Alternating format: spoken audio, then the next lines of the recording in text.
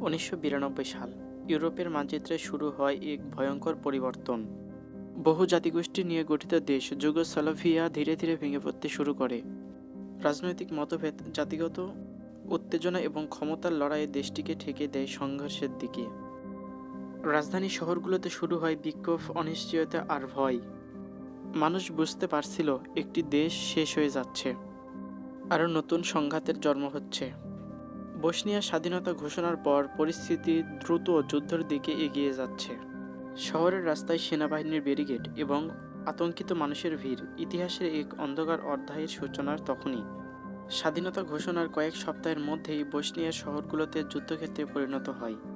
বিস্ফোরণে ধ্বংস হয়ে যায় বাড়িঘর, হাসপাতাল এবং স্কুল। আগে যেখানে ছিল স্বাভাবিক জীবন, সেখানে দেখা যায় ধোঁয়ায় ঢাকা আকাশ এবং ভেঙে পড়া ভবন। শহরের রাস্তা ফাঁকা, শুধু ট্যাঙ্ক আর সশস্ত্র সৈন্যদের চলাফেরা। মানুষ নিজেদের শহর চিনতে পারছিল না। যুদ্ধ শুধু ভয় নয়, মানুষের স্বপ্ন ধ্বংস করছিল। হাজার হাজার মানুষ নিজেদের ঘরবাড়ি ছেড়ে পালাতে বাধ্য হয়। পরিবারগুলো ছোট ছোট ব্যাগ হাতে অজানা গন্তব্য হাঁটছিল। বৃদ্ধ, নারী, শিশু সবাই এই দীর্ঘ শরণার্থী যাত্রায় অংশ। কেউ জানতো না তারা কোথায় যাবে এবং আবার ঘরে ফিরতে পারবে কিনা। বসনিয়ার রাজধানী সারায়েভো চারিদিক থেকে ঘিরে ফেলা হয়। শুরু হয় ইতিহাসের দীর্ঘতম অবরোধগুলোর একটি। এখানে রাস্তা পার হওয়া মানেই ছিল মৃত্যুর ঝুঁকি। মানুষ দৌড়ে রাস্তা পার হতো, শিশুদের লুকিয়ে স্কুলে পাঠানো হতো। প্রতিদিনের জীবন হয়ে ওঠে বেঁচে থাকার সংগ্রাম। 1993 সালে গোলাবর্ষণ আরও ভয়াবহ হয়ে ওঠে। বাজার, বাসস্ট্যান্ড, আবাসিক এলাকা কোথাও নিরাপদ ছিল না। হঠাৎ বিস্ফোরণের মুহূর্তে বদলে যেত একটি দিনের দৃশ্য। সাধারণ মানুষ যুদ্ধের প্রধান শিকার হয়ে দাঁড়ায়। বিদ্যুৎ, পানি ও খাবারের অভাবে শহরের জীবন প্রায় থেমে যায়। তবুও মানুষ আশা ছাড়েনি, তারা বেঁচে থাকার চেষ্টা চালিয়ে যায়। 1995 সালে সেব্রেনিনসা শহর, যা জাতিসংঘের নিরাপত্তা অঞ্চলের হিসেবে ঘোষণা করা হয়েছিল, হঠাৎই ভয়াবহ ট্র্যাজেডির সাক্ষী হয়।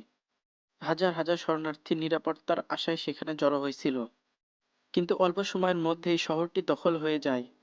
পরিবারগুলো আলাদা হয়ে যায়, পুরুষ ও কিশোরীদের নিয়ে যাওয়া হয়। অনেকেই আর কখনোই ফিরে আসেনি।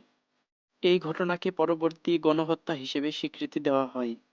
আজ সেব্রেনিসার স্মৃতিসৌধে সারি সারি সাদা কবর দাঁড়িয়ে আছে ইতিহাসের নীরব সাক্ষী হয়ে। প্রতিটি কবর একটি গল্প, একটি পরিবার, একটি হারিয়ে যাওয়া জীবনের প্রতীক।